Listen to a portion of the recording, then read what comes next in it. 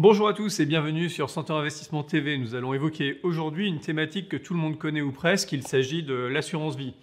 Il faut savoir que l'épargne des Français est principalement versée sur deux grandes catégories de supports. La première est constituée des dépôts bancaires comme le livret A, les comptes sur livret, les LDD, les comptes à terme, etc. qui représentent environ 35% du patrimoine financier des ménages. La deuxième catégorie est le placement préféré des Français, j'ai nommé l'assurance vie, dont l'encours représentait environ 1 885 milliards d'euros fin 2022. Le succès de cette enveloppe fiscale est lié d'une part à la fiscalité très douce qui accompagne les gains quand on retire de l'argent de son contrat, ça s'appelle un rachat, également au fait que l'argent est disponible à tout moment et que certaines unités de compte permettent d'envisager des performances très intéressantes. Mais le succès de l'assurance vie est surtout lié à la possibilité offerte par ce support à transmettre ses liquidités à qui on veut au moment de son décès. En effet, l'assurance vie permet de nommer autant de bénéficiaires que vous voulez dans votre ou dans vos contrats, en permettant à chacun d'entre eux de bénéficier d'un abattement de droits de succession de 152 500 € sur la somme perçue, à condition que le détenteur du contrat ait versé son épargne dans le contrat avant ses 70 ans, selon l'article 990I du Code général des impôts. En résumé, en imaginant que vous ayez un enfant et deux petits-enfants et que vous déteniez sur votre contrat 457 500 €, vous pourriez les transmettre à votre décès à ces trois personnes auxquelles vous tenez, à condition que la clause bénéficiaire soit bien rédigée et sans qu'ils aient à payer le moindre euro de droits de succession. Nous reviendrons sur ces calculs à la fin de cette vidéo. Donc, jusque-là, rien de nouveau, c'est très classique pour de l'assurance vie. Mais imaginez maintenant que vous puissiez transmettre 20% du montant détenu dans votre contrat d'assurance vie, en plus des 152 500 € par bénéficiaire, sans que ces derniers n'aient à payer de droits de succession. Par exemple, supposons que vous ayez deux enfants bénéficiaires de votre contrat et que vous déteniez 1 million d'euros d'épargne. Vous transmettriez dans ce cadre votre million d'euros pour seulement 49 500 € de droits à payer par chacun de vos enfants bénéficiaires. Qu'en diriez-vous ? Eh bien, c'est ce contrat que vous allez découvrir dans cette vidéo. Je suis Cyril Restier, conseiller en gestion de patrimoine et fondateur dirigeant du réseau 100 ans Investissement. Nous allons parler aujourd'hui d'un nouveau contrat Vie Génération et nous vous présenterons par des exemples chiffrés l'intérêt qu'il présente en fin de vidéo.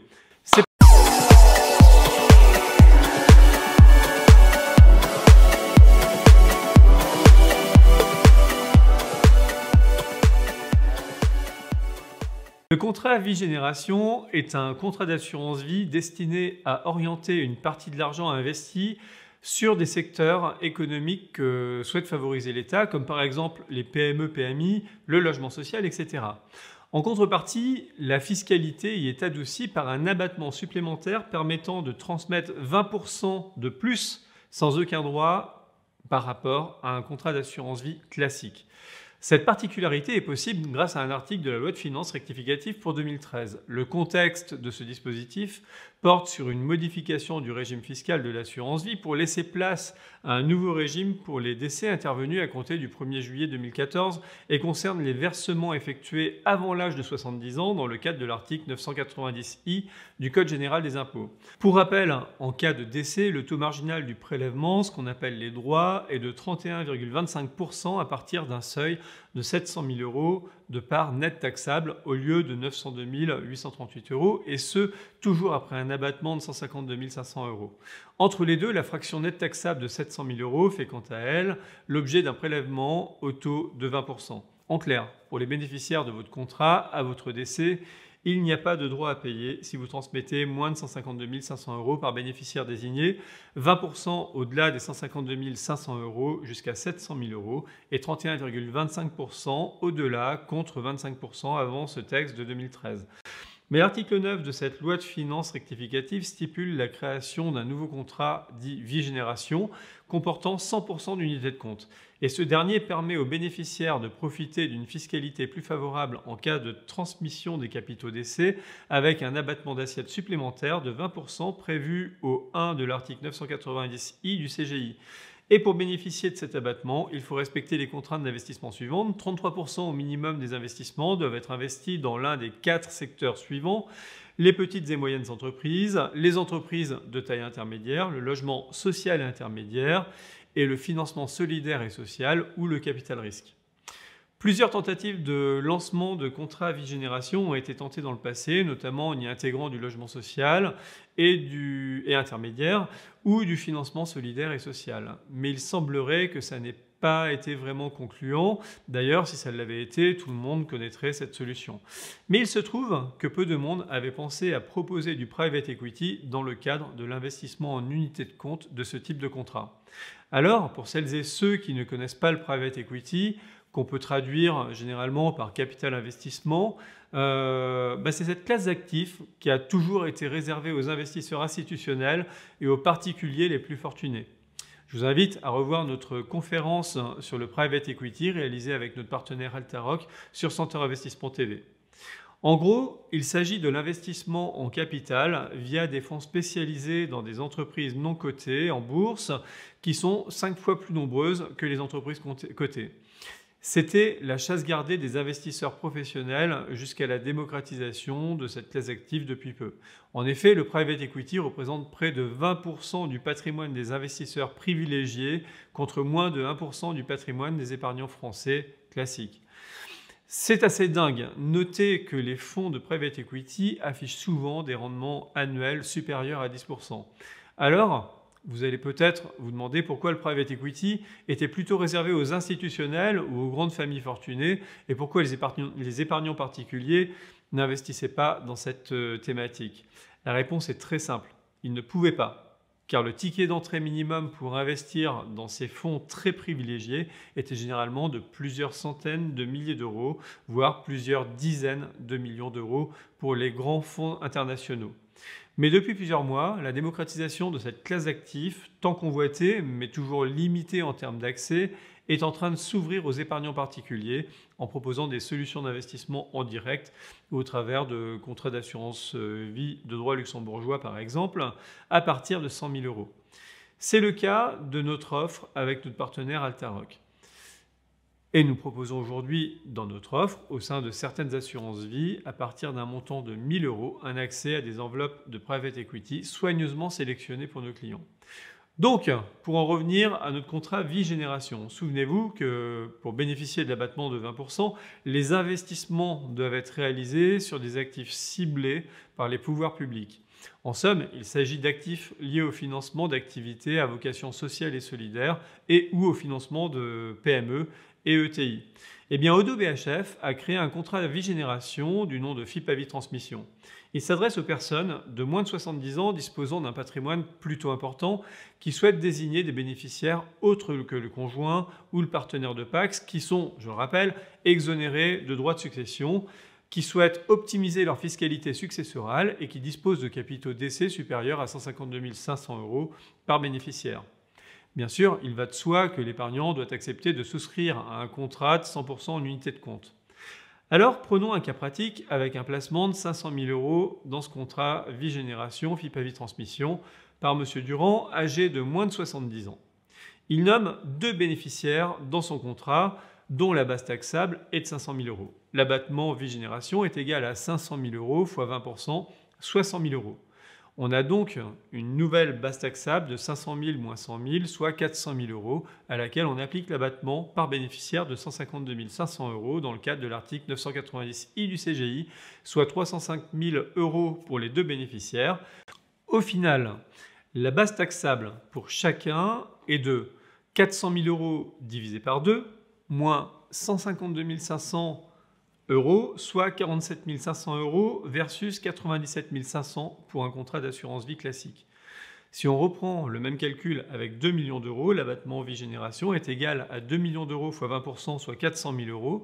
On a donc une nouvelle base taxable de 2 millions d'euros moins 400 000 euros, donc 1 600 000 euros, à laquelle on applique l'abattement par bénéficiaire de 152 500 euros, toujours dans le cadre de l'article 990I du Code général des impôts, soit 305 000 euros pour les 2 bénéficiaires. Au final, la base taxable pour chacun est de 1,6 million divisé par 2, moins 152 500, soit 647 500, versus 947 500, dont une partie taxée à 31,25 pour un contrat d'assurance vie classique.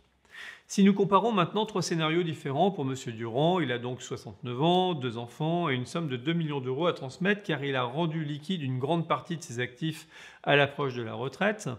Dans un premier cas, il n'a pas de contrat d'assurance vie. Dans un deuxième cas, il a un ou plusieurs contrats d'assurance vie classiques. Et dans le troisième cas, il a un contrat d'assurance vie génération FIP à vie transmission. Dans tous les cas, son actif successoral est de 2 millions d'euros. Dans le premier cas, il ne dispose donc pas de l'abattement vie-génération et son actif successoral reste le même, soit un actif successoral de 1 million d'euros par enfant. Il bénéficie d'un abattement de 100 000 euros par enfant propre au Code civil en supposant que cet abattement n'a pas été consommé dans une donation de moins de 15 ans ou sur un bien immobilier par exemple. L'assiette nette taxable est donc de 900 000 euros par enfant qui devront s'acquitter chacun, dans cette hypothèse, de 212 962 euros de droits de mutation à titre gratuit. Ainsi, le total des droits de mutation en tenant compte des abattements s'élève à 425 924 euros pour les deux enfants. Dans le cas numéro 2, M. Durand dispose de plusieurs contrats d'assurance vie datant de 1999, 2003, 2008, 2015, etc. avec une proportion importante de fonds en euros qui ne rapportent plus grand-chose aujourd'hui. Il ne dispose donc pas non plus, dans ce cas, de l'abattement vie-génération et son actif successoral reste le même, soit un actif de 1 million d'euros par enfant. Il bénéficie d'un abattement de 100 000 euros par enfant propre au Code civil, en supposant là encore que cet abattement n'a pas été consommé dans une donation de moins de 15 ans ou dans un bien immobilier transmis au moment du décès, et de l'abattement de 152 500 euros pour chacun de ses enfants propres au 990I de l'assurance vie. L'assiette nette taxable est donc de 847 500 euros par enfant qui devront s'acquitter chacun dans cette hypothèse de 372 188 euros pour les deux enfants. Une économie d'impôt globale est de 53 736 euros dans ce scénario. Enfin, dans le cas numéro 3, M. Durand a clôturé ses vieux contrats d'assurance vie pour obtenir un montant plus important sur son contrat vie-génération. Ainsi, il dispose dans ce cas de l'abattement de 20% lié au contrat vie-génération. Donc son actif successoral reste le même, 1 million d'euros par enfant, et il bénéficie d'un abattement de 100 000 euros par enfant propre au Code civil, toujours en supposant que cet abattement n'ait pas été consommé dans une donation de moins de 15 ans. De l'abattement de 152 500 euros pour chacun de ses enfants propre au 990I de l'assurance vie, mais avant cela, un abattement de 400 000 euros spécifique au contrat FIP à vie transmission sera applicable. L'assiette nette taxable n'est donc plus que de 647 500 euros par enfant qui devront s'acquitter chacun dans cette hypothèse de 259 000 euros pour les deux enfants pour une économie d'impôt globale de 166 924 euros dans ce scénario. Pour celles et ceux qui aiment leurs enfants, c'est un très beau cadeau, vous ne trouvez pas ? Autre exemple, encore avec ces trois scénarios, sur des montants différents pour M. Durand, il a donc toujours 69 ans, 2 petits-enfants et une somme de 600 000 à transmettre. Dans le premier cas, il ne dispose donc pas de l'abattement vie-génération et son actif successoral reste le même, soit un actif de 600 000 euros.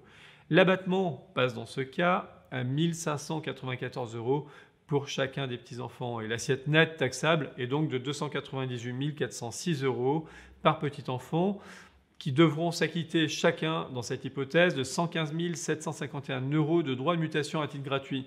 Ainsi, le total des droits de mutation dans ce scénario s'élève à 231 502 euros pour les 2 petits-enfants. Ça n'incite pas vraiment à transmettre. Dans le cas numéro 2, M. Durand dispose toujours de plusieurs contrats d'assurance vie datant de 99, 2003, 2008, etc.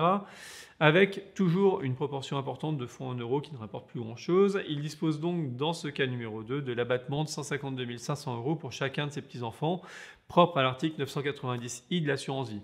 L'assiette nette taxable est donc de 147 500 par petit enfant qui devront s'acquitter chacun dans cette hypothèse de 59 000 euros pour une économie d'impôt globale de 172 502 euros dans ce scénario. C'est déjà un petit peu mieux.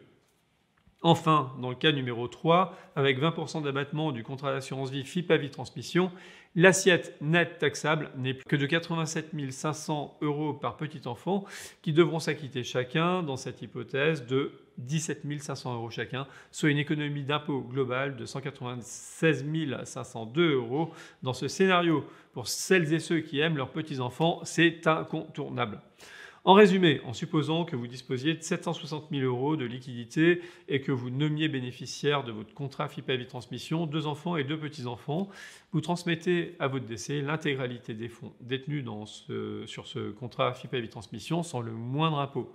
Idem en nommant 2 enfants et 4 petits-enfants bénéficiaires pour une somme d'1 143 000 €.